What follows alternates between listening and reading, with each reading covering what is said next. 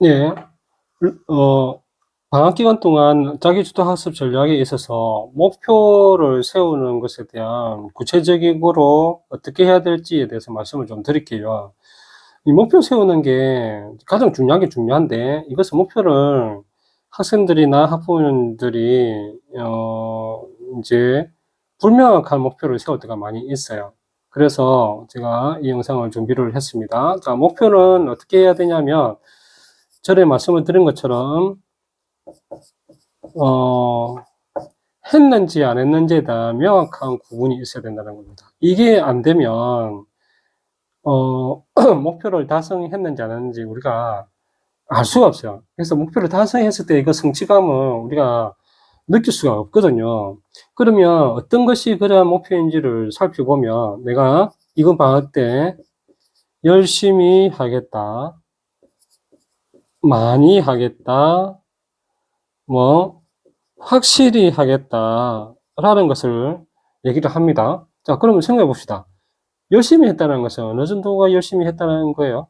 그리고 많이 했다는 것도 마찬가지. 또 확실히 하겠다는 것도 어떤 건지. 그 명확한 기준이 없잖아요. 그러니까 이런 것들을 목표를 세웠을 때 우리는 목표를 달성했는지 하지 않았는지 이게 성취감을 가질 수가 없어요. 자기 만족도 될 수 없기 때문에 보통 또 이렇게 하면 열심히 안 해요. 그리고 많이 하지도 않고 대충 하는 경우가 많이 있죠. 그랬을 때 우리는 정말 제대로 하고 싶다라고 했을 때 목표를 어떻게 세우냐면 수로 표현하는 게 가장 좋습니다. 수. 네. 이제 예를 들어 봅시다.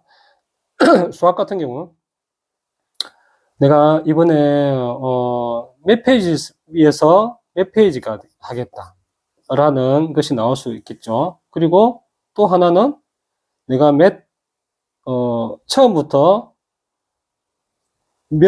어떤 문제, 몇 번 문제까지 하겠다라는 게 있겠죠. 그리고 내가 어떤 단원에 몇 번의 문제라고 해봅시다. 어떤 단원에 마무리를 하겠다라는 게 되는 거예요. 그래서 내가 이 단원에 마무리를 하면은 이 단원에 이제 단원 마무리 문제까지 내가 다 풀겠다라는 거겠죠. 그러니까 이렇게 목표가 명확해야 우리가 내가 달성을 했다 안 했다라는 것이 일단은 이제 판단이 되어지겠죠. 그 다음에 내가 달성을 못했을 경우도 있잖아요. 그랬을 때 내가 어느 정도로 내가 달성을 했는지 뜻이 나오는 거예요. 그럼 어느 정도까지 내가 나왔을 때 그러면 나머지 부분들은 이 기간이 지났으라도 내가 마무리를 해야 되겠다는 생각도 할 수가 있겠죠. 그렇지 않고 이런 수로 표현을 하지 않는 상황에서는 내가 열심히 하겠다라고 하면 어느 정도 내가 열심히 하는데 이것도 구분이 안 되는 거예요. 그러면 내가 목표가 방금 얘기했던 열심히 하겠다, 많이 하겠다, 확실히 하겠다 이런 것들은 목표가 될 수가 없는 거예요. 그렇기 때문에 이러한 수로 표현을 하는 것이 가장 좋습니다.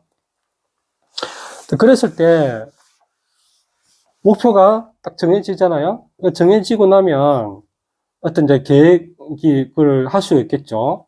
자, 계획을 하고 실행을 하고 하면서 또 평가까지 갔을 때, 목표를 수정해야 되는 경우도 생길 수 있겠죠. 수정해야 되는 경우도 마찬가지입니다. 이게 줄여서 수정해도 되고, 양을 늘려서 수정해도 상관이 없는데, 중요한 것은 수정할 때도 마찬가지 어떤 수로 표현을 명확하게, 새로운 어떤 이런 식으로 목표를 내가 어떤 수로 표현한 그런 목표를 세워야 된다는 거예요. 그래서 이것이 방학 기간에 학습 전략에서 세워야 될 첫 번째 목표입니다. 네. 그래서 이 목표를 세울 때 반드시 이 부분을 정해 주셔야 합니다.